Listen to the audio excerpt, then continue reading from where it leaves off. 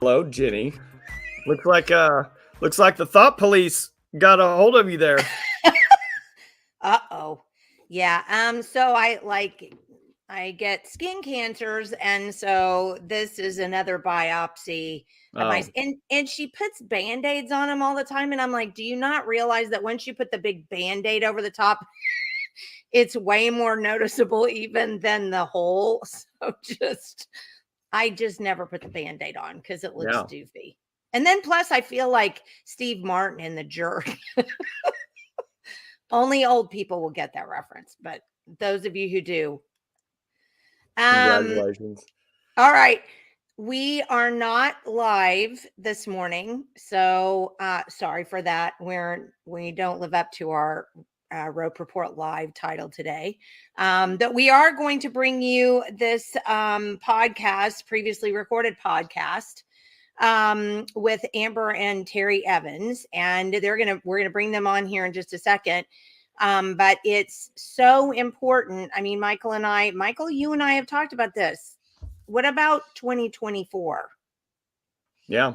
Well, and I met Amber just out of the blue during my campaign, because at that time, her and Terry were they had their own code. They were downloading all this data from the state warehouse databases, and I'm sure they'll get into all that, but they were literally the only people that were keeping track of the data daily. Like, they were downloading it daily, checking, comparing, and it was changing massively. And they found all kinds of anomalies, and we talked about things happening in my race and other races. And I mean, it was just, when you talk about data, I mean, data is just data, and that's it. And that's what, at that time they were specializing in that. And there were so many other things going on with the 2020 election and just craziness everywhere. And they were, in my opinion, in this state, they were right on the cutting edge of exposing all of that data in one way or another. And I'm sure they'll both get into that, in some way or another. Well, how about if we bring them in and then they can get into that? Yeah. Hello, you two. How are you? Hi. Hey. Good. Thanks for having us. No, thank you for being on with us. We're very excited here. So I'm just going to kind of launch into it and have you guys explain to me, because there aren't like a whole bunch of people who just wake up one morning and go, I think I'm going to go do a data dump from you know what I'm saying? Yeah. I mean, most people hate math. They don't want to look at numbers. So I'm dying to know how you guys got into this and what. So go ahead and get started. I was voluntold. You what? I was voluntold. Oh, voluntold. So I'll try to condense it. Okay. I was straight up, like, I was yelling at the TV election night of 2020. I'm watching Comanche County specifically. I'm like, there is no way. Never looked at any numbers. I just have Terry being prior service and us living all over the country and the world and stuff. We kind of have a temperature of how to gauge these things and what's going on where we live. You have to be able to discern your community to be able to blend in. And I'm yelling at the TV because there's no way that Comanche County stayed as blue as it did for as long as it did until the last moments in time. And that's what got me questioning. And so I just started looking at things, and seeing what people were talking about. And I kept telling Terry, and I know I was aggravating him, and he's like the most patient man in the world. But I kept saying every day, multiple times, we're supposed to be doing something, and I don't know what it is. Over and over and over again for about 6 months? Eternity, yeah. Yeah. And so in July, roughly of 2021, I dropped into a Telegram chat that initially was just to try to connect with people to have a conversation and see what they were saying. And it was Oklahoma individuals, and it was an America First audit, and I had no idea what it was. And then there was some shenanigans that happened, and the Oklahomans, the small group, about 6 or 8 of us, jumped out and created our own Telegram, which at that time it was Oklahoma Liberty Watch is what we ended up coming up with. And and really there was a lot of conversation, a lot of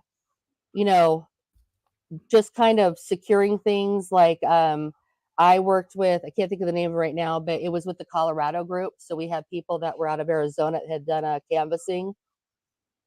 And so they were in there, and they had been collecting everybody from all 50 states that had interest in election stuff, and kind of, find out what the commonalities and what the differences are across the country.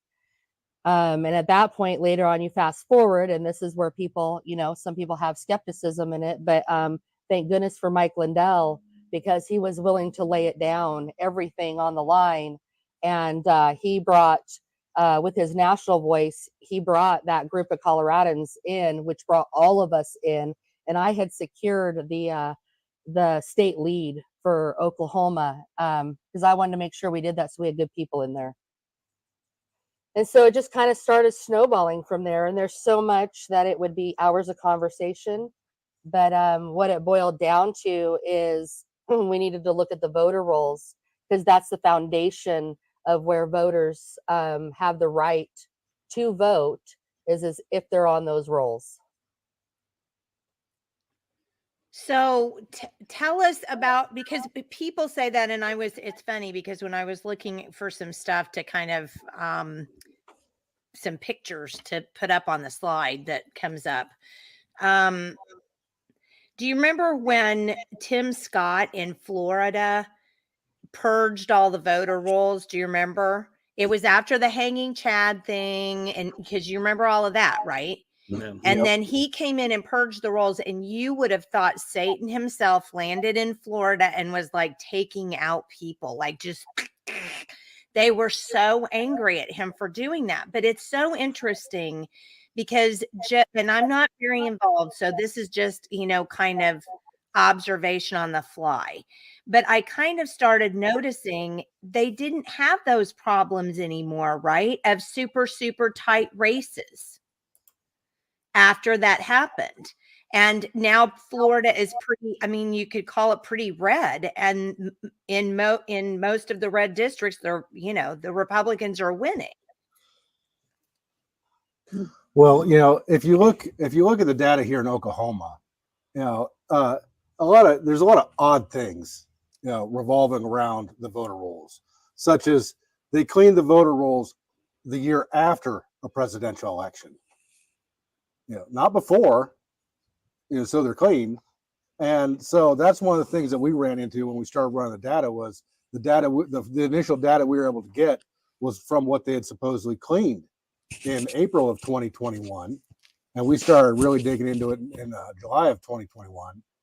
And, but what they were cleaning up was only, the people that hadn't voted in 2 presidential election cycles, and the people that were actually reported as deceased and stuff like that. So as far as people that moved away, or got married, changed names, moved here, there, whatever, all that was still in there.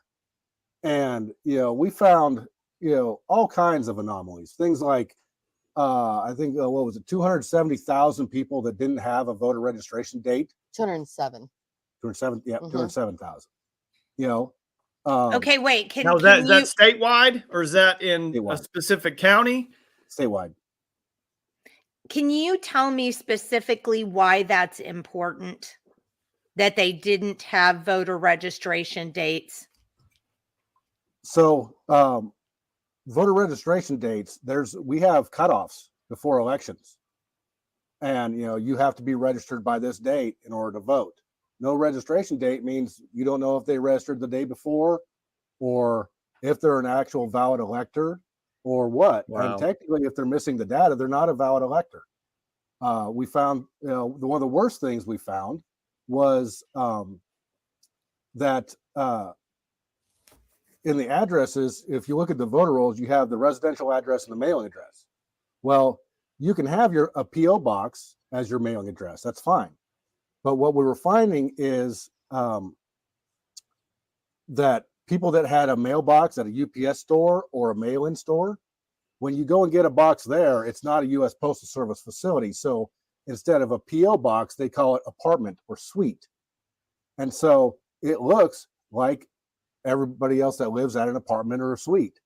And we found hundreds of people that were registered with that box at that UPS store as their home address. The same box? Yep. Well, it might not necessarily be the same box number, but they were using basically a PO box as their residential address. So no one knew where they really lived. So you mean like with the dark money? Like with the dark money, when all the PACs make their mailing address a UPS store or Staples? Yep. There you go. Ding, ding, ding. Yep. I've been saying for months, Jenny and us need to talk because I think there's a correlation. Yeah.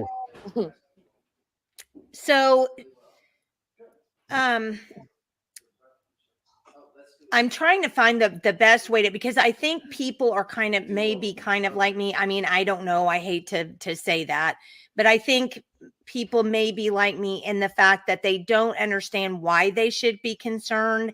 They don't understand when you say clean the voter rolls, they're like, well, what do you do? Take a Hoover? I mean, do you see what I'm saying? I don't think people really understand what that means or why it is that we have to do that. Can you kind of maybe just briefly go over that? And then, well, so one of the other things that we found with our canvassing, and we deployed seven canvassing teams across 8 counties. Yeah. Okay, and explain what a canvassing team is, because I'm embarrassed to say I didn't know what that was until like 2 weeks ago.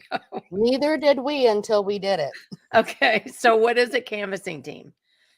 So basically what we did was we had some help running the state's data, and we were able to isolate addresses as opposed to people. And so we found addresses where you might have, a 3-bedroom home that has 5 people over the age of 18 with 3 different last names who all voted from that address in person or whatever. That sounds sneaky to me.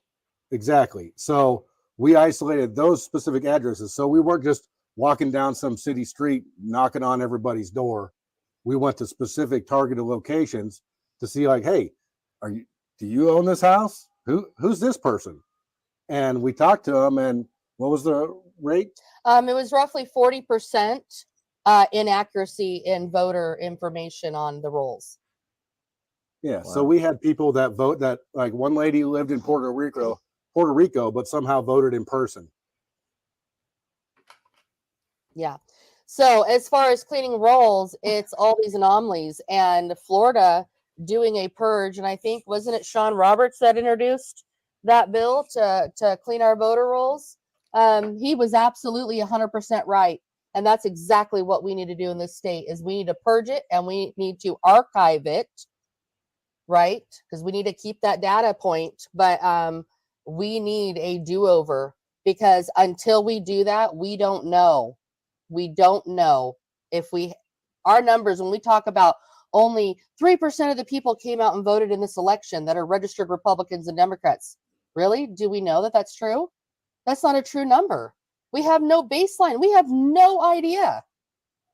Yeah, and you hear it from candidates all the time. They get these lists and they go knock doors, and that person doesn't live there. It's, or there's not even a house there.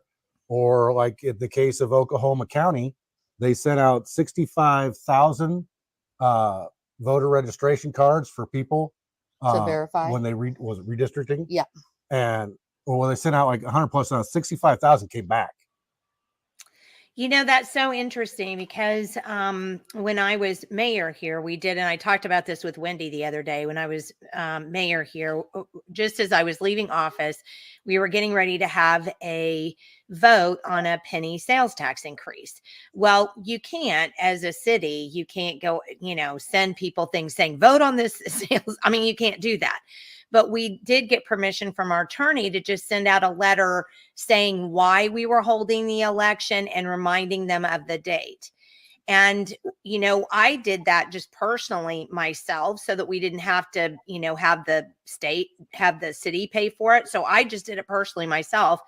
And I think we didn't send out like one to every single voter. I couldn't afford to, but I think we sent out something like 400 letters and we got something like 120 back or something. And I kept thinking to myself, that's just Luther. That's 25% roughly. Yeah. So That's crazy to me. that's not a good return. No. No, but what do you do? And I saved all those things for like a really long time because I thought, well, somebody needs to know about this because this isn't right. But then I couldn't figure out what to do with them. And I didn't. Do you see what I'm saying? I mean, what do you even do? Well, and that's been our whole point through this process is like, we can look at the data all we want. We can find the problems, but we, the people, the citizens, we don't have any authority to make change. The keys have been given to one person. The end. That one person dictates everything. That's not how our society should be set up. That's wrong. Well, and are you talking about Paul Ziriak's, the head of that position specifically? So whoever would sit in that, yes. So the secretary of the state election board, right? Who is also the secretary of the Senate, and just by correct. law is that position. Yeah, correct. And he is appointed for both. Correct. So it's not an elected position. You don't have an elected secretary of the election board. And I don't think people understand that. And I'm not sure if you guys know this or not, but I've looked at, and I can't determine, the governor appoints the members of the state election board, but I'm not sure, does he also appoint the secretary of the election board? Because I thought it was Greg Treat that appointed him. Yeah, so the head of the Senate. The Senate pro temp, he picks who he wants to be the secretary of the Senate, and it gets confirmed, and then by default, that person's automatically the state election secretary. Right. That doesn't seem like one of these things is not like the other. Yeah, where did that math come from? I don't understand that.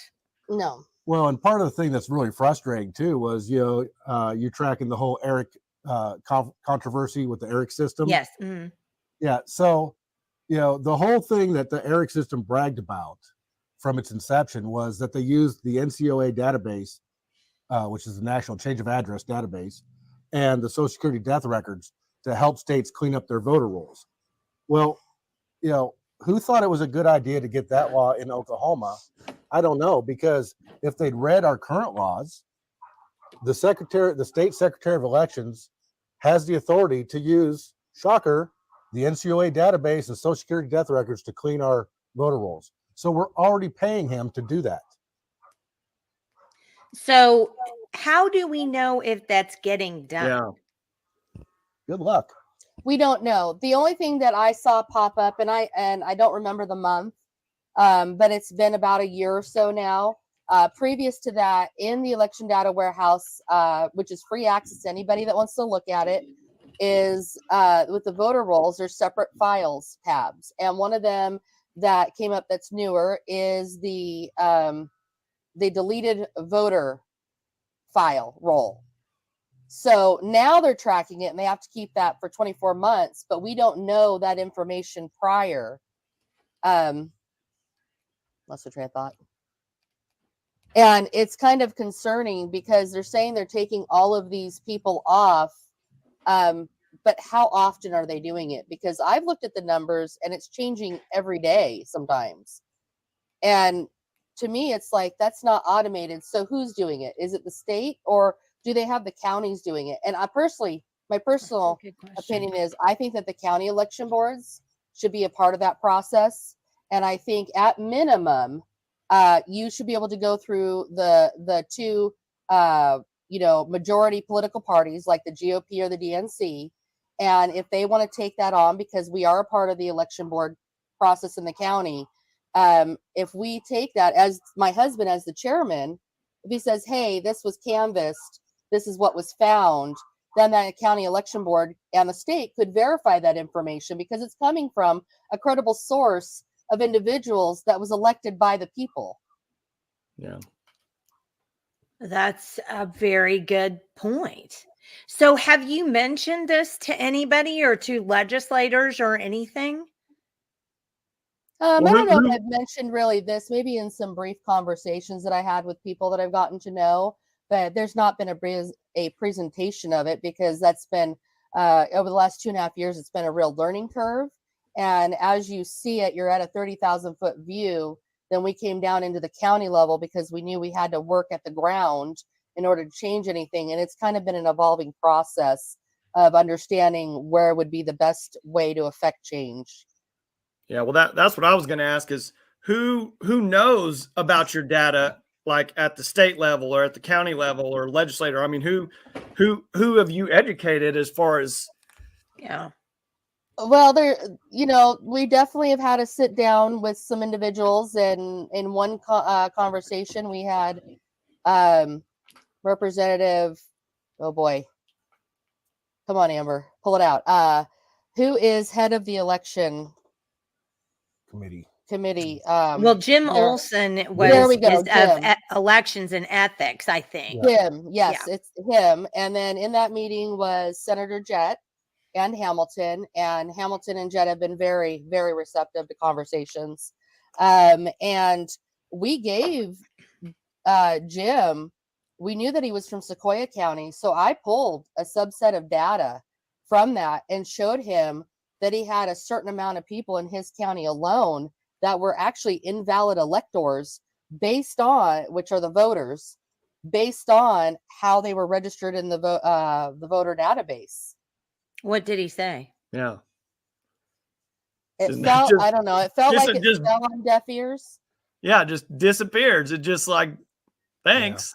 Yeah. Now Hamilton, Senator Hamilton was a lot more concerned, and I was like, kind of like, tripping. I couldn't breathe. He's like, so do you have a piece of legislation for me to run?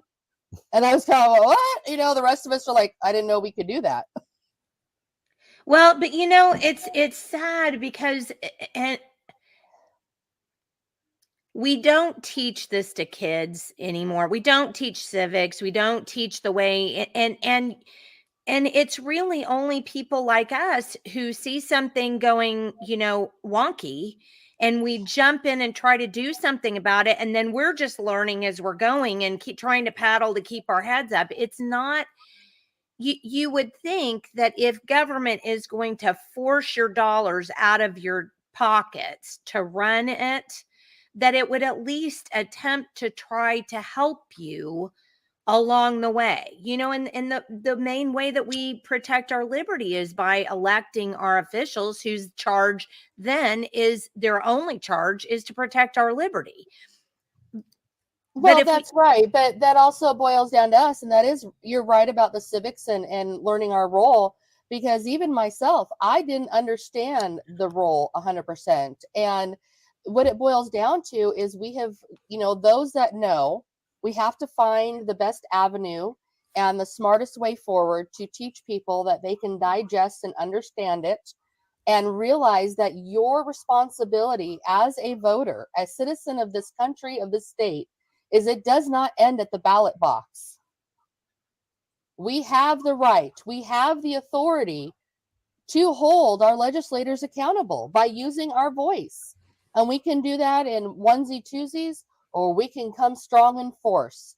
And more people should be taking during Senate session, and on the House, we should be going up into the balcony and we should be watching, and they should know that we're there. Yeah. One, to support them, and also to hold them accountable. Yeah. Because no matter how much I like a legislator, I still am going to call them when they're wrong, call them on it when they're wrong. Absolutely. I get so much trouble for doing that to Ryan Walters. Well, I Um, mean, it is Well, what it well, is. State Amber, is state.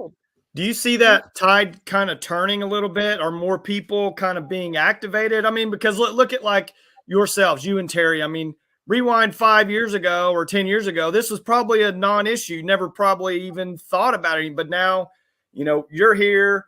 You've created your organization. You're following through. I mean, do you see kind of some traction a little bit, at least with some of this? Go ahead, Terry. Well, yeah, you're seeing a very slow growth to it. There was a big jump initially with people getting involved, and then I think the whole based off of the outcome of supposed investigations after 2020, and nothing got done, and we're seeing the same things popping up again in 2022 and again this year. Yeah. There's a lot of voter apathy because they feel like, what's the point? So you do have a core group that's slowly growing of people that have stayed involved the whole time and stuff like that. And, I hear a lot of, especially young people aren't voting because they think, what's the point? But, if they're, as far as fraud and stuff like that, yeah, the big thing that we try to communicate with people when we go speak at different places in Oklahoma is that right now, Oklahoma seems pretty good compared to, Arizona and Wisconsin, places like that. But the real problem, and this is where you hear, a lot of pushback from the state. They say, oh, the machines are all secure and everything's great. Well, no, it's not great, because with the voter rolls the way they are, and because you're using a computer, the simple fact of using a computer means it's hackable. Plain and simple. Yeah. There's no such thing as a computer that can't be hacked if it's connected to anything. So, we try to encourage people to understand that while we don't see, some massive ballot harvesting operation in Oklahoma going on, the dirty rolls and the use of machines opens us up to the vulnerability in the future should somebody start paying attention to Oklahoma and decide they want to fiddle with our elections. Now, on the dirty roll side, just to kind of differentiate here, do you see more of the activity happening through absentee side, or is it just the rolls are bad themselves and it's 50-50 absentee in person? I mean, what's the rolls themselves are just bad. Yeah, and we saw a lot of things where 5 people with 3 different last names voted in person from an address, but that person doesn't live there. Well, where do they live? Who cast that vote? We don't know. And the process, because let's make it clear, election fraud, and that constitutes election fraud. And election fraud is punishable by jail time. Mm-hmm. Yeah, but our current system has no, like, on the absentee ballot side, once you crack open that envelope and look at the affidavit, it gets tossed here and the ballot gets tossed there, and there's no chain of custody on it. Well, and let me even mention what there is not. And because that was, I sent a formal complaint to the Oklahoma State Election Board regarding my observations as an alternate board member on the Oklahoma County Election Board. And all of my concerns, basically, I mean, there are some others, but all of mine were tied up in the way that the absentee ballots were handled, and that they didn't follow the law when they were handling those. And the sad thing is I sent in this formal complaint and I got a response back from Secretary Zeriax, and basically he 2 of his arguments against my complaints began with the phrase, "It is my understanding." Does anybody, I mean, do you see what a problem that is to say, "It is my understanding"? You would either say this, according to state law, according to this document, according to this rule. You don't say it is my understanding, because your understanding means absolutely nothing in a court of law. Yeah. Well, that Yeah. means it's your perception. Correct. And the law is not to be perceived. The law is written in black and white for a reason. And hence why administrative rules, Title 230, are such a train wreck, because it is somebody's perception that they have put in there to circumvent the law. Yep. And we saw with your question about some of the, is it in person or ballot absentee and stuff like that, how many people came to us and said that they went down to vote because they're Republicans, and they get there and they're registered as a Democrat. Yeah, I don't even know how many it was, but it was several. There was some here in Comanche County. There was some in Tulsa. There was individuals that had initially been independents. They went and registered, after 2020 or before it, that were for Republican. And at a certain point, they were right back to their original political affiliation. Yep. Or they went down and voted in person, and when they looked at the roll, it said they voted absentee. Which leads me into, this is one of the big ones that we found, and that was when we were looking at a mayoral race in Norman what year are we in? In 2022.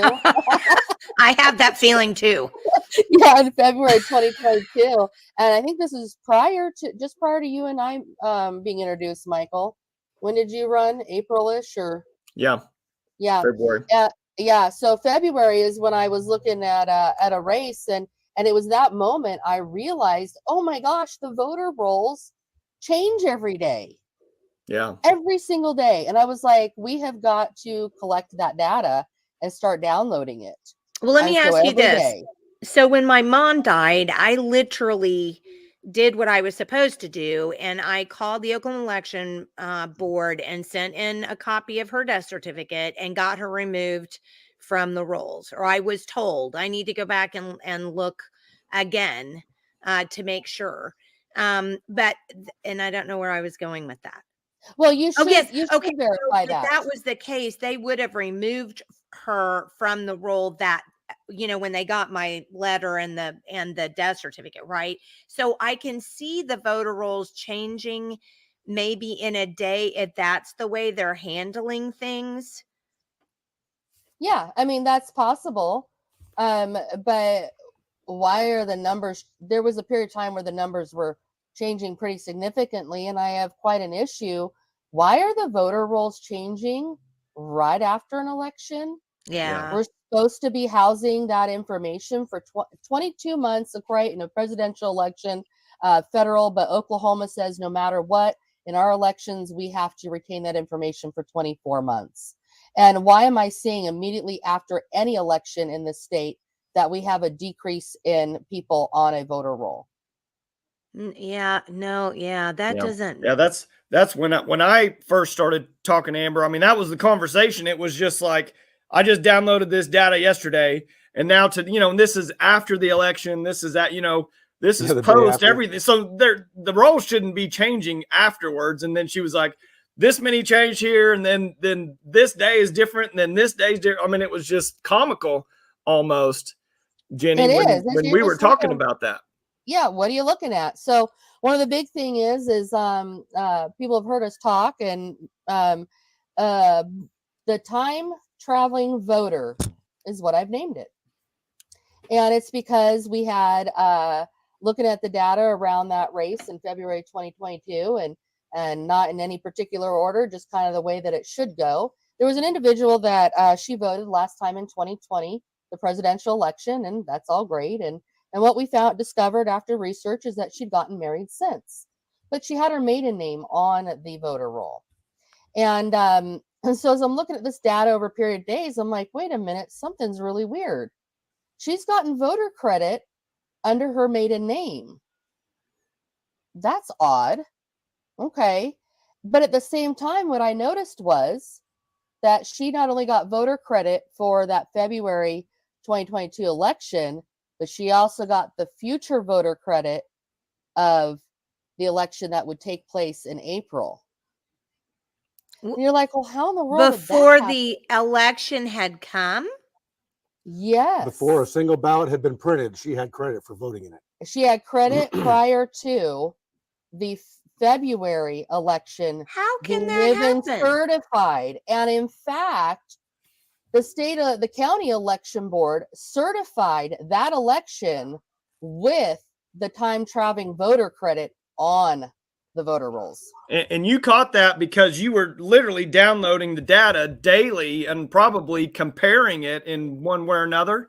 Yeah, you can sort through it. Just pull it into an Excel file, and there's ways to sort and pull through. And yeah, it's it doesn't seem like why would you find that? Well, you can sort at the top and you can say, okay, these are the dates I want to look at. And I was like, why is the second column, why is this happening? Because it gives you in the election data warehouse, it gives you the last 10 times that somebody voted. And so that's why I was able to see it. Yep. And because they don't keep a snapshot each day of the voter rolls, whatever happened yesterday, it's gone. Yeah, but it sat there for quite a few days. And in fact, it did not get removed until after, when we were working in that group, Oklahoma Liberty Watch, an individual from there went to the county sheriff because we had no idea what to do. Sure. I didn't think I'd ever seen anything like that. And that person, the sheriffs, anyway, it didn't happen. The meeting didn't take place. They tried to intimidate the individual that went down to report it. The sheriff tried to intimidate not the sheriff himself. It was a captain or an undersheriff, an individual that was there, and they ran a background check on him and stood broad-shouldered. Now, mind you, this was after I activated the county captain for canvassing, and we were just about to kick off the canvassing in the state. And I said, you and me, I was a notary at the time, and I said, you and me, we're going to go to XYZ, to this house, tomorrow. She's like, really? And I'm like, yeah, let's go. And she's like, all right. And we went and had a conversation with that woman and her husband. And she was concerned about it. And all we did was we just showed her the information that was taken from the voter roll. It's her information. And she said she went down to vote early in person to the fairgrounds, and her driver's license did not match her voter information. Is this the girl with the maiden name that you were talking about? Right, because she had gotten married, so she hadn't changed her voter info. So she had to go home, get her marriage certificate and any other documents that they asked her to, and they had her fill out a whole bunch of paperwork. And a provisional ballot. They made her do a provisional ballot. And then she said, they had me fill out all this other paperwork. I had no idea what it was. I just filled it out. And then I was able to vote. Which is all lawful. That's the appropriate way to do it. Yeah, she did everything right. But and even the county at the time, right? The people that were working the polls, they did it right too. But where it drifted off course to give her voter credit for an election that hasn't happened yet. And and we have a system, it's called the MESA system, and that's what houses all of the election information. So it's a different system than the tabulators, our voting machines, which are Hart InterCivic. So just to be clear, we've got our local machines at each precinct. That data goes where? To the county, and then that county goes out to the state or into this MESA system, or what? What's the flow of data there? It's supposed to, if the ballots are getting ran into the what's it called? The vote, the voting machine, right? The Hart InterCivic machine at each poll site. Okay, and that information, including what's called the cast vote record, is getting housed on the MBB. And MBB is a mobile ballot box, in essence, a thumb drive, right? Glorified thumb drive. Yes. And that information, if this is all appropriately being done, nothing's connected to the internet. That's what they say, right? And then the machines are taken to the election board, the county, and then those MBBs are taken and put into a secured server that runs through the internet, which does have a VPN on it, which does not mean it's not hackable. It just means that it's harder to get into. That's all it means. It's like putting a deadbolt on your door, right? and then that information gets transported through that VPN to the state election board. And the MBBs, like Jenny, maybe you know this, but what's the chain of custody there? I mean, who actually has access to those things to be uploaded in one way or another? I mean, is there multiple people?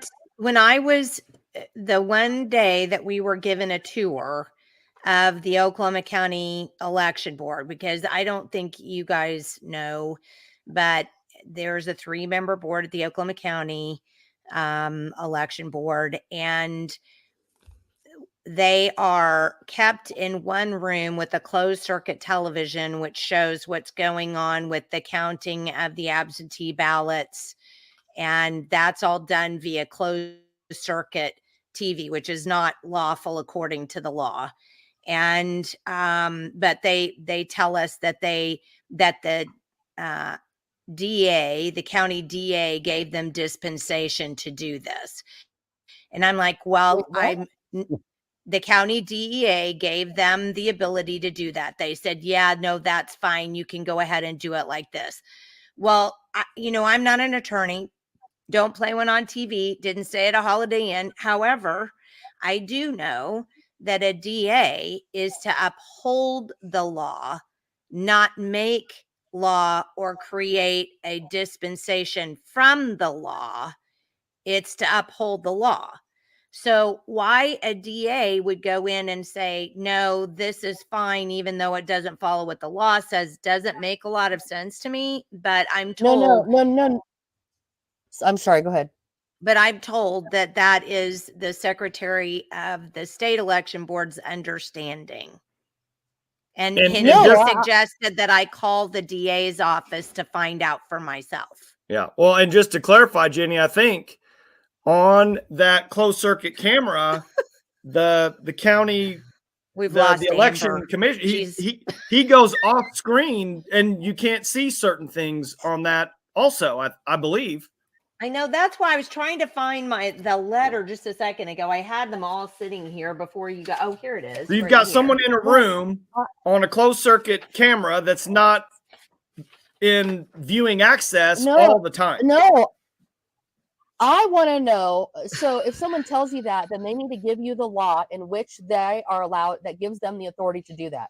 Okay, even in an administrative rule. I'll give you what I got. My understanding, this is from the letter, my understanding is that the use of the closed circuit television system that allows the Oklahoma County Election Board members who are present at the board meetings to observe various activities occurring in nearby rooms has been approved, reviewed, and approved by the Oklahoma County District Attorney's Office. My understanding.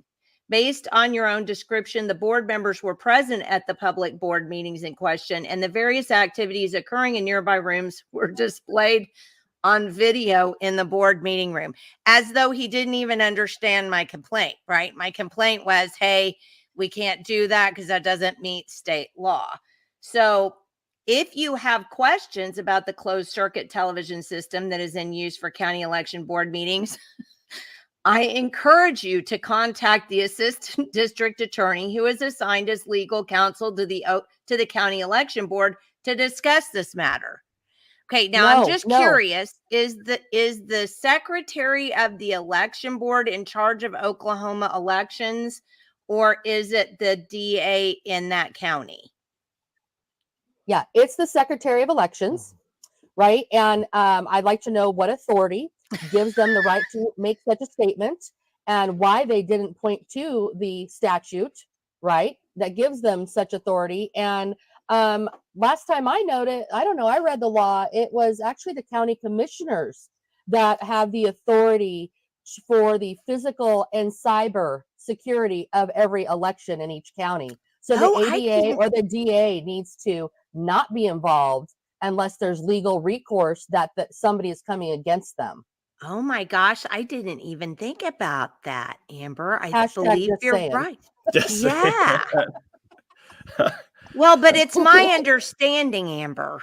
Yeah. But it's my understanding that I can perceive it one way, and that's the way I'm going to tell people so that I can project and try to confuse them so that it sounds like I'm coming from a place of authority, but the reality is what am I really doing? Well, and I'm trying to confuse people. but I think that needs to go back to what you said earlier, Amber, which I think was so well. And Terry, I think you said this kind of the same thing.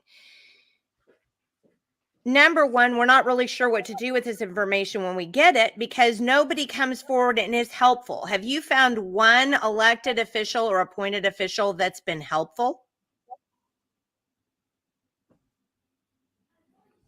Well, as far as cleaning up the data, no. As far as being truly willing to investigate and answer questions, our county election secretary has been pretty good about it. Awesome. But that's great. But that's once Terry was the county chairman. Because she got two absentee ballots for the same election. Yeah, oh, really? Of all the people. Happened recently, y'all, for Dusty's Of all race. the people. Right? Of all the people. And there's only 3 people. Yeah. Well, what do we, Amber and Terry, like, for all these state, I mean, I hear it everywhere I go, all these different state representatives or state officials or whatever that say Oklahoma's elections are some of the best in most secure. I mean, what do we say to those people? Like when they're literally like at a meeting and they're saying, don't even ask a question because these are so secure. They're so safe here. We're the best. I mean, what do we say to those people? Prove it and put your money where your mouth is. And, I would say that our voter rolls and the consistency in procedures from county to county is so bad that they wouldn't know if someone was playing with our elections right now. Yeah, because we've only talked about the tip of the iceberg. We'll we've got a few more minutes. Talk about what's underneath the surface. Yeah, where do you want to start? Okay, all right. I'm just gonna put it out there. Okay, so y'all are tracking the executive order that the governor put out in reference to I should put on my glasses. What's this? It's for the task force on campaign finance and election threats. Yes. Okay, I would love to see the reports and that come out of that. Number 3 is the most concerning to me. It talks about designing for the legislator's benefit. So we're going to utilize the legislature to execute our findings via what? Legislation, right? In drafting common sense legislation to curtail any interference in our politics. Well, define interference. Define it. I want to know what you mean. So I'm going to tell you the reason why I'm concerned about this. Well, and define politics in this case too, Amber. Right. Yeah. And whose politics? Yeah. Right. And so, I knew that the state election board secretary gave it a presentation, and I had caught a recording of him presenting at OCPA, and I was on the Zoom watching, and he said, I have this presentation is really an hour, and I only have 15 or 20 minutes to present it. And I think he presented about 15 or so minutes. And I thought he would talk about, hey, we are doing some good things. Here's some great stuff that we've done, et cetera, et cetera. And, there are some things that have come to light. This is how I would do it, but I'm a transparent type of individual, right? And I thought I would hear, these are what we kind of have found, and we've done better with it. You can always improve on processes, right? Especially as technology and things are coming along. But that's not really what happened. And maybe I'm a little bit more sensitive to it, but instead he came out and really went after individuals, redacted information. They went after individuals that I know personally, whether we're friends or not, doesn't matter. I know who they are. And, it was more about his disinformation campaign, misinformation. Yeah. Well, who's disinformation? Who's misinformation? And yes, and to discredit the individuals. Now, I would say there are some concerning things that he brought up, but did he bring up and show anything positive that any of those individuals have said or done? I didn't see that in the presentation. Well, I did You have a know? copy of when I went for training, because I know what you're talking about. When I went for training, my required training at the Oklahoma County Election Board, I was absolutely shocked. I mean, I'm serious. I really was. I was shocked at the end of the meeting. He pulls out this four color slide, packet of slides that I guess he's been doing a slide presentation with. And they're screenshots of social media accounts. And just like you said, Amber, where there were a couple of them in there, and you're like, you don't threaten anybody's life, and you don't say something about Epstein. And I mean, some of them were absolutely ridiculous. But the problem is, unless they do something like threaten somebody's life or whatever, it's we're a First Amendment country, and it's tough to, sorry, you may not like what people say, but they say it Right. anyway. But yeah, I was So, absolutely shocked. Well, there's all of this misinformation. But then when I would ask questions during that training, I would get these looks on people's faces like, I don't know. Well, I don't know. Well, then what do we know? Honestly, people, what's going on? yeah. And so what's frustrating to me is, I'll try to make it quick, but I was a couple days after the executive order came out, and Zeriak's thing was right in there, like within a couple days.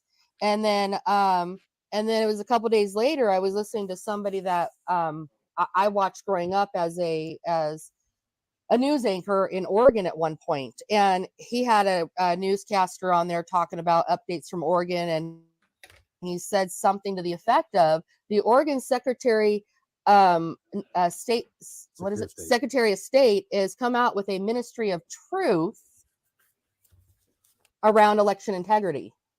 Is that the words he used? He actually used those words? He did. Well, he used them. Yeah. He used them for descriptive, right? And my ears perked up, and I literally like ran away off the show because I was like, well, wait a minute, this is late at night. And I'm like, gosh, this is crazy. Okay, all right. And then all of a sudden, I'm like, what do I know? Secretary of State. I'm like, why is a red state and a blue state doing something similar? So the Secretary of States have an annual conference in July every year. And in fact, they have one coming up in February as well. One of the things that occurred in July was that the Michigan Secretary of State gave a presentation to the other secretaries of state, and it is called Truth Tellers Task Force. Wow. And I found it on their website. And I was like, oh, that's interesting. And I'm kind of collecting stuff, and I'm looking at it, and I'm like, wondering how it works. And a couple days later, then we have the House Judiciary Committee, the U.S. House of Representatives, dropped something on Twitter, X, and it says the weaponization of CISA, C-I-S-A, how a cybersecurity agency colluded with big tech and disinformation partners to censor Americans. Yeah. Who said that again? Who posted that? This was the House Judiciary Committee, the U.S. House of Representatives, the Select Subcommittee on the Weaponization of the Federal Government. Wow. And I was like, well, that's interesting because CISA, C-I-S-A, we've seen that running around in all kinds of stuff in election integrity because they're the cyber side of it, right? They helped write the HAVA Act and the Help America Vote Act. Oh, they did. Okay. And so I was like, that's interesting. So I went back into the Secretary of State's National Association, started poking around, and lo and behold, guess who lobbied the National Association of Secretary of States? CISA. Yeah. A federal agency. And funny because now even we have people that are appointed here now utilizing the same verbiage. And this is everything about silencing the people and maintaining control. So we've got Oklahoma officials literally quoting CISA verbatim the way that, talking points they're putting out. Talking points. Yep. And the thing is like who's another 3 of the top sponsors for that Secretary of State conference every year? Let me see. Dominion, ES&S, Hard Intercivic. Yeah. No List goes on and joke, on. really? Wow. This is not a joke. A dead serious, absolutely. And then it was about 2 weeks later that old Glenn Beck came on a thing, and I never watch him. I just see clips every once in a while, and he had this huge, like 20-minute thing talking about CISA and how everything's been doing and something else within it. And I was like, and then at the very end, it's literally everything I'm looking at and I found. And then at the end, he's like, so think about your elections. And I'm like, I already found it. Wow. So the question is do they know our appointed individuals and elected officials? Do they know that they're being duped, or are they a part of the problem? But ignorance is also not an excuse either. Oh, absolutely Yeah. not. But it's interesting to me because here's what I find. So I've been around the legislature for about 15 years and run bills and done all of that in that time. So if I go to a legislator and I say, and I've got a problem with the bill, and I say, okay, SB 1954, have you read that? Well, I don't know numbers. Okay, well, it's the Common Core repeal bill. Have you read that? Oh, well, no, but so-and-so told me that it's terrible and I shouldn't vote for that. Okay. Stop. So didn't the people elect you to read the bill yourself and not necessarily go to somebody else and get their take on it? And so what I've noticed over the years of just being around the legislature and politics and that kind of thing, if people don't have to do the work for themselves, they're going to find somebody else to tell them what to do, and then they don't have to do it. And the That's worst thing when we were fighting Common Core years ago, the worst thing, do you know the worst organization was the National Governors Association? And Mary Fallon kept going to the National Governors Association and coming back and going, oh, but we need workforce for kids and we need Common Core to get them workforce for they go to these national associations. Yeah. These national associations all need to be thrown on the wood pile and burned down in a very hot fire, because all they do is spread this crap that they get from these probably from Soros people, frankly, who come and do the same thing like you were just talking about. They'll come and they'll sponsor it. And so people go, oh, but they sponsored it, we probably better listen to what they have to say. And then they listen and they get all jumbled up in their head and they go back to their state and they go, well, we think that being communist is the best thing ever now because somebody told me it's good. I grew up in And Oregon, that's- so I could. Yeah, and that's where you have that one-step removal from the FOIA and the whole transparency process. When you have these private companies that are lobbying and doing all this stuff, I mean, you can't get access to that information. Yeah. Well, That's right. That's right. You guys know so much, and here's what concerns me. You're not going to be listened to because you know too much. That's right. So, I mean, because don't forget, it is my understanding. Yeah. Can I use that? How do we make this? How do we get what's the remedy? Yeah. What are we going to do? Do we just purge everything, re-register? I mean, is there other procedures that we need to put into place? Like, how would you guys propose solving this problem? Well, short of actually passing a law to purge all the voter rolls and start over, the minimalist solution would be to give the power back to the county election secretaries to engage with the public and get help cleaning voter rolls. I mean, right down here in Comanche County, we had a UPS store or mail-in store with 19 people registered at it. You know, we and could have easily simple just told stuff them like that. You know, and if they had the authority to actually do something about it, it'd get fixed.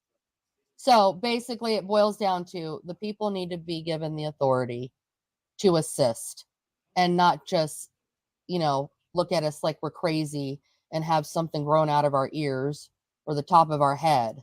There's some of us that, I think Terry and I, everybody has their forte, their talents and their gifts and their skill sets. I think the benefit for Oklahoma, for Terry and I being here, is we're not from here. We're not in the good old boy system. You don't have that Oklahoma accent. I did know. We sure don't. No, we sure don't. We grew up in Oregon and we traveled all over, right? Lived all over the U.S. and around the world.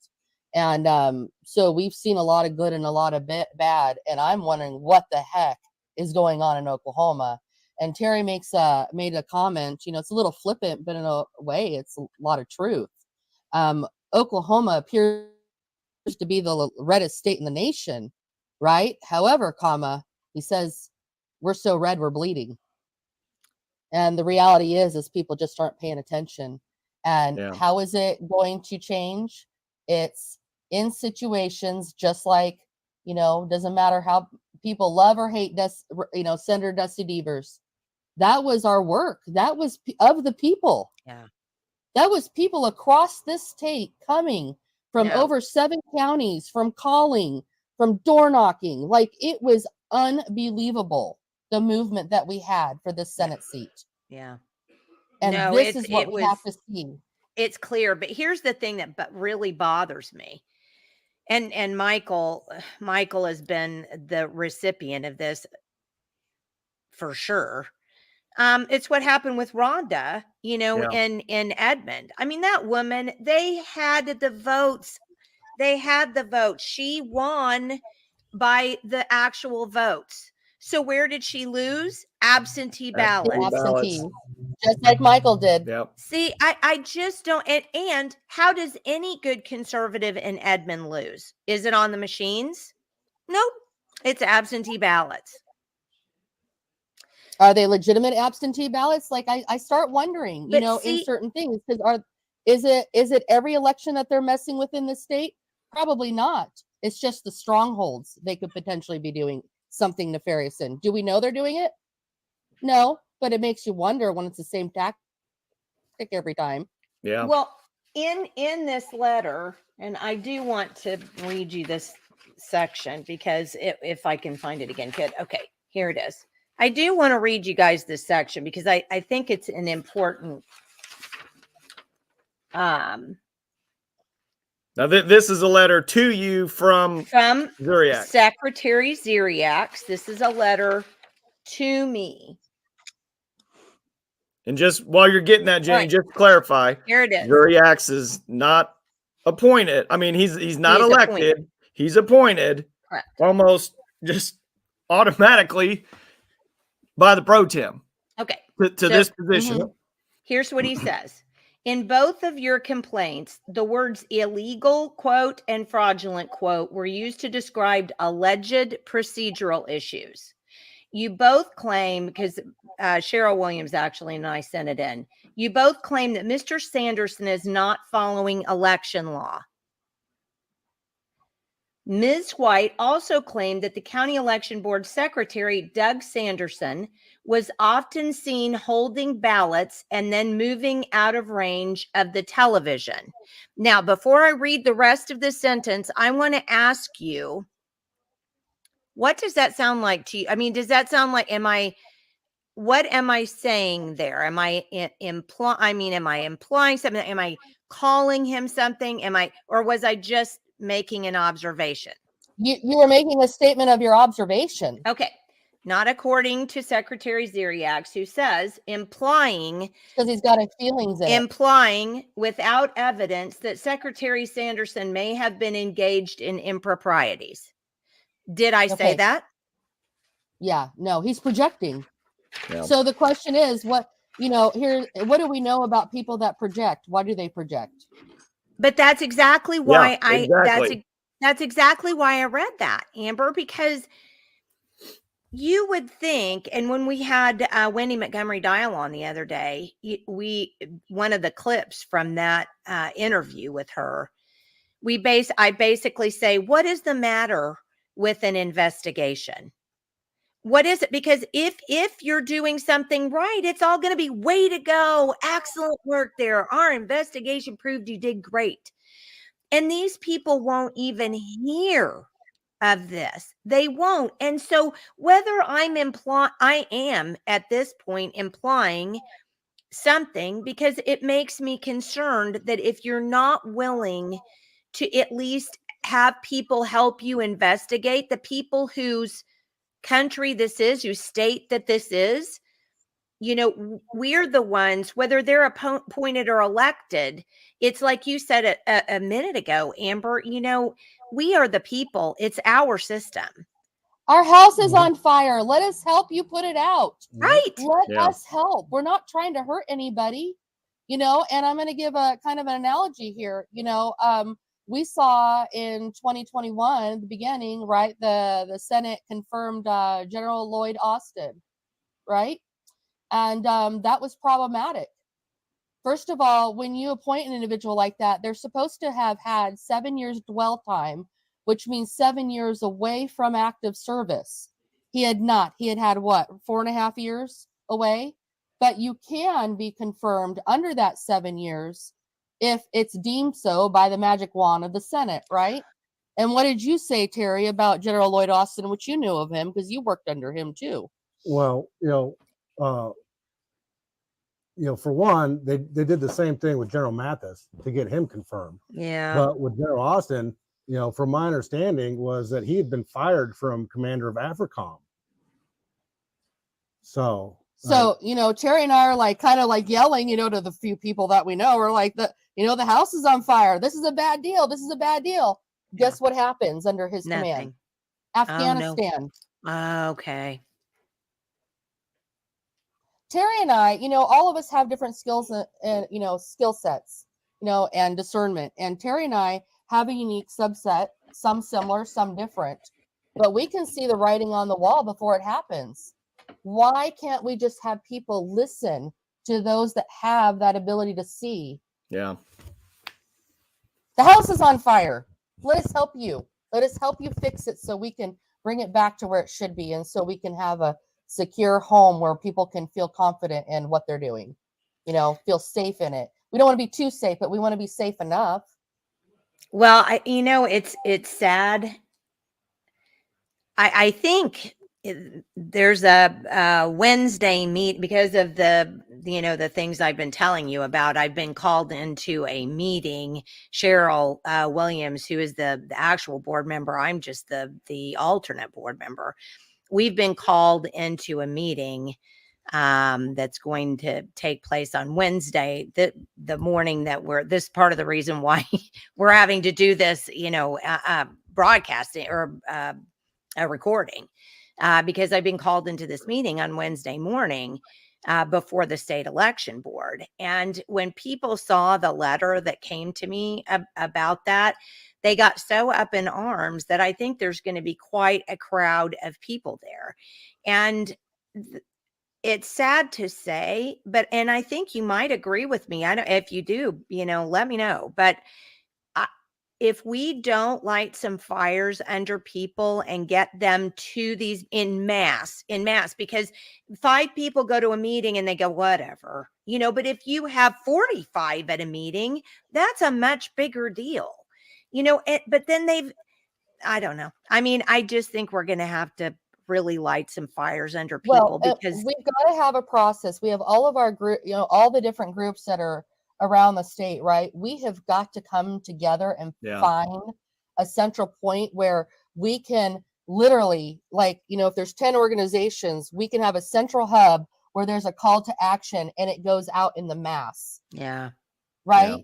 Yeah. Because right now, even all of our groups, I'm not in a group per se anymore, but we're all working around and we're connecting here in bits and pieces, but it's not cohesive. Yeah, it's kind of siloed. That's right. And we need to come together. And when you come together like that, it becomes the groundswell. because Yeah. we have the groundswell there. We just have to bring it. It's like ants and, bees and everything, right? Let's just start funneling it so we can move better. Well, that's we're gonna have to figure out a way to do that. Boy, back in the old days, back in I guess 2010 and 2012, we did create a group of groups who were active, at the time after the Tea Party stuff. Yeah. And we did have a group of groups, and it was really great because the presidents and the people would, a couple of people from the organization would show up, and we could get quite a bit done, that coalition. But it kind of worries me though today because even Republicans were fighting like cats and Yeah. dogs. It just drives me crazy because we seem to be circling all of the firing at ourselves instead of downrange where it needs to go. Oh yeah, it's absolutely ridiculous. We've got the same problem down here. The former GOP chairman has spent the last 12 months putting out almost a video a week saying the same stupid lies over and over and over, trying to get people to believe him. And it's just it's funny because to me that's pretty wild, right? That you would put the effort into that, but yet we're the authoritative extremists. Yeah. And the reality is Terry, we took over the county, we literally overturned it with all 6 elected positions. And we took this county over because we saw the fracture, right? And we're like, hey, even though we agree with them, we don't agree with them, the group over here that we agree with is also fractured in two. Yeah. So the only way we can fix that is if Terry and I come in with a plan and we bring these 2 people together to make it cohesive. They don't have to be friends, but for the same mission. And that's what we did. Well, right? good for you. Yeah. And that's what we have to do all over the state. But we do. I don't understand why people, I've been accused of being an establishment person because one of my best friends is now considered establishment, and it's like throwing these names around. I don't know how it's helping anybody, but you know what it is doing? They're winning. Yep. They're winning. We're losing liberty. They're winning. Yeah. Well, it's those individuals, onesie twosies, that are sowing the dissension, right? They're in essence, the serpent is talking to them, and they're just whispering to them, and they're speaking the lies. And it's got to stop. It does have to stop. Maybe the 4 of us need to go on an Oklahoma kumbaya tour. That sounds good. Yeah. I like that. Actually, that would be great. I mean, come on. I don't care. Just take up your problems later on. Put the petty differences aside and let's go downfield. Let's go downrange with the artillery and take out the people we need to. That's funny you say that because that was my husband's job in the Army. He was the guy that would find the targets and deploy the artillery that he needed. My husband ran track vehicles, Terry, in the Army in Alaska. Oh, where at? I have no idea. He could tell you. It was like very far north Alaska. It was like this thing that the Army was doing. It was a new thing. Really? Yeah. So no idea. No cats. Yeah. We were in Fairbanks for 6 years. Oh, were you really? Yes, it was our favorite duty station, and I'd love to move back someday. That's funny because that's Wow. what Dave says too. He Man, it's loves amazing. Fairbanks. Yeah, it's great. Yeah, I was loving it. Friends were posting pictures of negative 54 the other day, and I was like, oh, I miss it so much. No, really. Yeah. Okay. No, I'm not Talk gonna to be you later, outside Amber. Still send me out there. This is the guy that bamboozled me to go hunting at negative 20 degrees, and my brain wasn't thinking well enough that he was going to turn off the truck. Yeah, you were just thinking you were going to shoot from the truck. Is that what you were He thinking? thought she was just going to sit there with the binoculars and point. And, over there, honey, go get him. Well, I know better because I've been hunting, but I don't know. I wasn't thinking clearly. He bamboozled me. That's funny. Well, okay, guys. Here's what I'm going to ask you to do me a favor, if you would. Would you Depends on the favor. Would you please put together a list of what needs to be done. I mean, just from based on your observations, here's what needs to be done. And we're going to publish that with the video. And I think I'm going to, Michael, I was thinking about this today, maybe changing one of the tabs on our website to be elections for this year, changing one of the headers so we could put all the election stuff under there. Because we have dark money, but we don't have elections. And we need to put that out. And the reason why we need you to do that is because what we talked about before, people don't really know what to do. It's hard to get people on board because I think so many people think I don't understand anything about this. I don't know what I'm doing. So I'm just not going to do anything. It stresses me out. Right.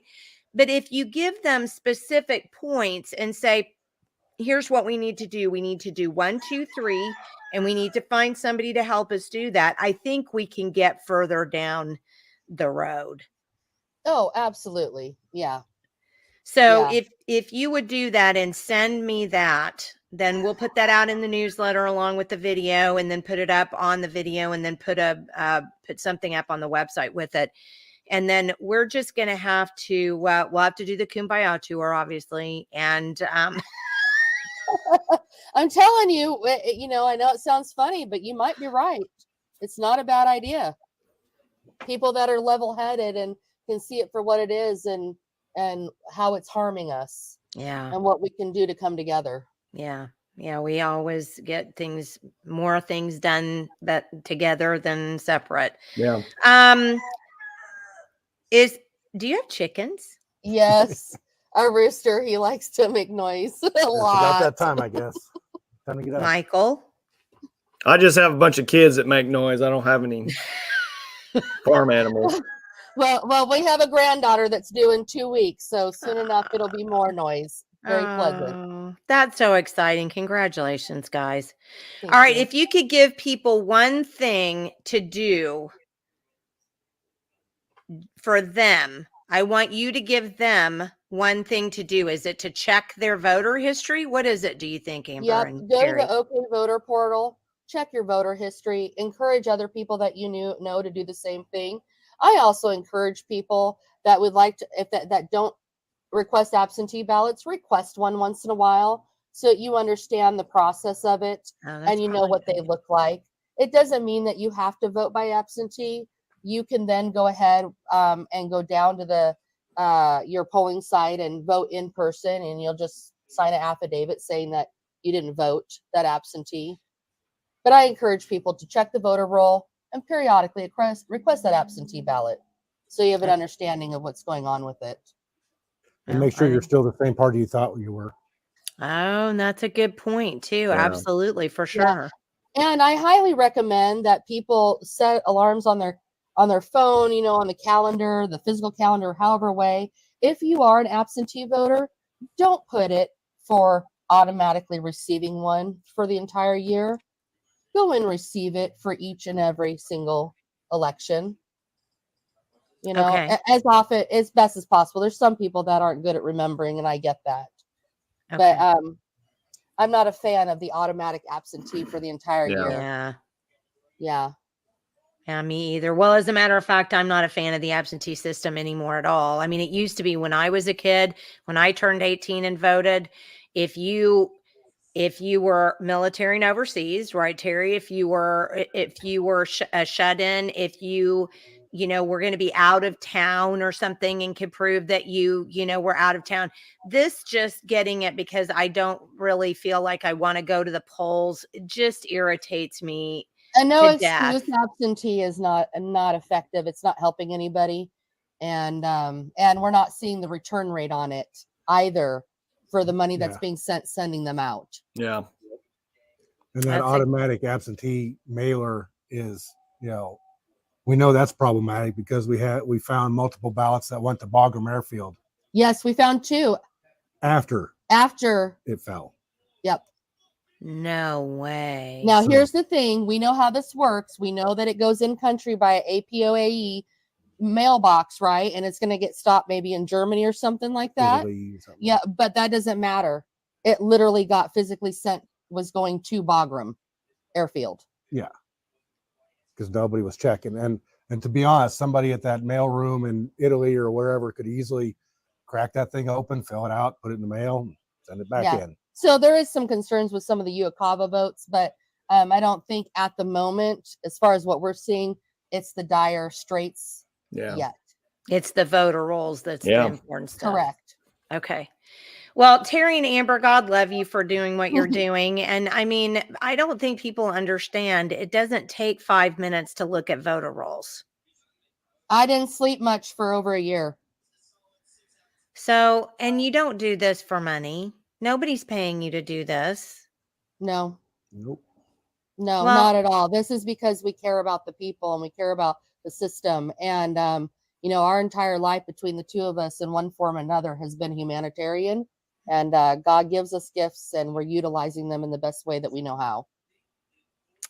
Well, guys, seriously, I mean, accept our sincere thank you for, you know, just what you're doing. And thank you for taking the time to do that. It means so much. So many people don't. So, did they go? What happened? Well, maybe they, I think they were on a laptop or something. Maybe their battery died or maybe their internet cut out or something. Well, okay. Unfortunately, well, I'll remove them unless they come back in, and then we'll put them back up. But that you know, good for them for doing that. There comes somebody with looks like a phone. She's got her phone. I do. I don't know if you can see us. No, we can see you great. Well, again, thank you so much for being with us. We can't thank you enough. And please don't forget to send us that stuff so we can get it out as to what we can do. And thank you again for all you're doing.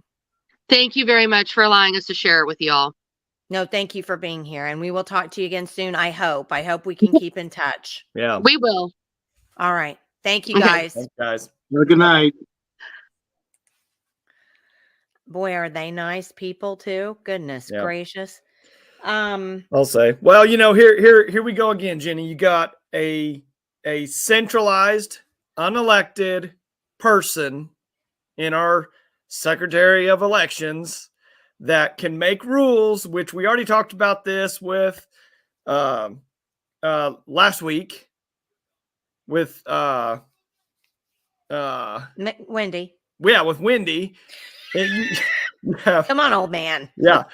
So here we are in the same situation where you have just complete no transparency, no accountability. Same thing with education, school boards, you know, all these things. It's all the same playbook, no matter what it is. I mean, how hard is it to just purge the entire voter roll, re-register, and say, okay, from now on, when you come do your driver's license or whatever state affiliated thing you have to do by law, we're going to confirm you are who you are. All your information's correct. I mean, how hard is that? I mean, really, how hard is that?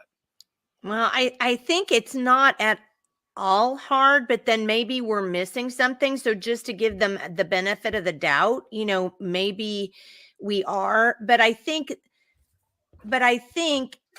because of the fact that we've seen so much pushback and so much hand waving away, you know, you know, and it's my understanding. I mean, we've seen so much of that I just, it's hard to stomach the idea that it's not fixable or that we can't do something. I think we can. I think it's just, do people want to? And that's where we're stuck. Well, and here, you know, just to make another point, you know, I graduated college. I had a double major in business and computers. I did a lot of programming. I did a lot of just overall computer analysis, data analysis, things like that. When you have anything that's electronic, back to Terry's point about the hacking, it doesn't matter if it's a pacemaker, if it's some medical device, if it's a baby monitor, if it's somewhere along the chain of a voting, you know, chain of custody, whatever. If it's electronic, it can be manipulated, period. That's the nature of the beast. Yes, it's nice to have a database. You can query it. You can do all kinds of stuff. But having that accessibility also gives you the ability to manipulate it in one way or another. So whatever the case is, I mean, how hard is it to count a paper ballot, period, without a computer? It's not that hard. Well, but we'd have to change the whole system, the way that Yeah. we're doing it right now. And I mean, you'd actually probably, in big counties like Tulsa and Oklahoma County, you'd probably have to have precinct counting.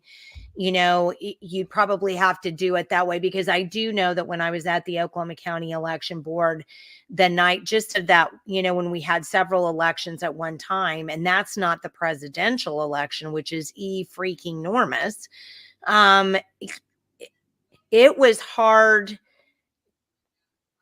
You know, I was taking tapes because they let me, actually, after I asked. I was taking tapes and checking with them, checking with the precincts that were coming up from the election board from data that they had entered from the precincts.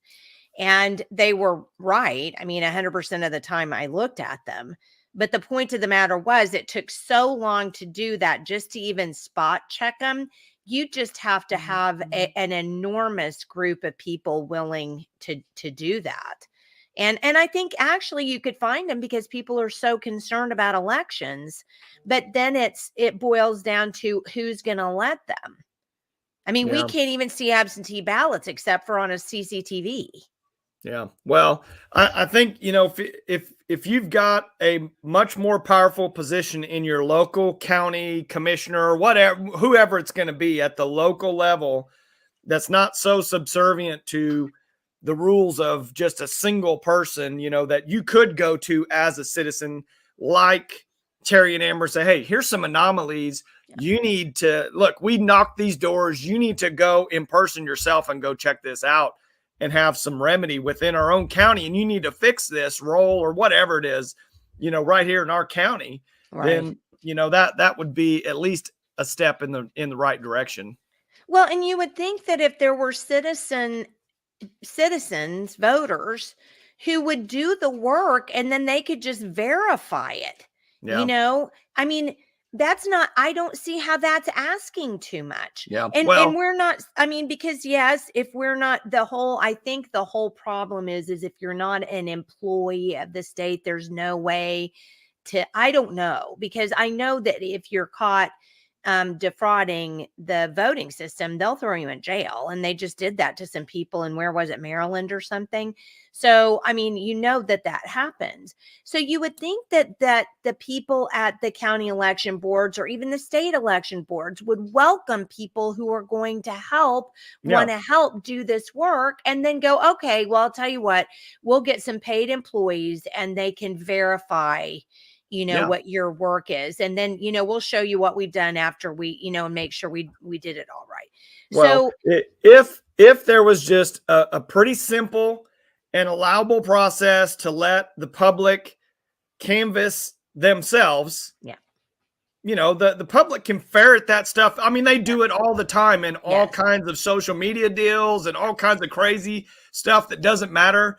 But I guarantee you give the avenue of public accountability in some pretty easy fashion, you know, to be able to access that and let them do it, you know, and have some remedy to that, it would be taken care of. But there again, people are in control because these things can be manipulated, and that's just how it is. Right. That's how it's going to be until we really do something about it in one way or another.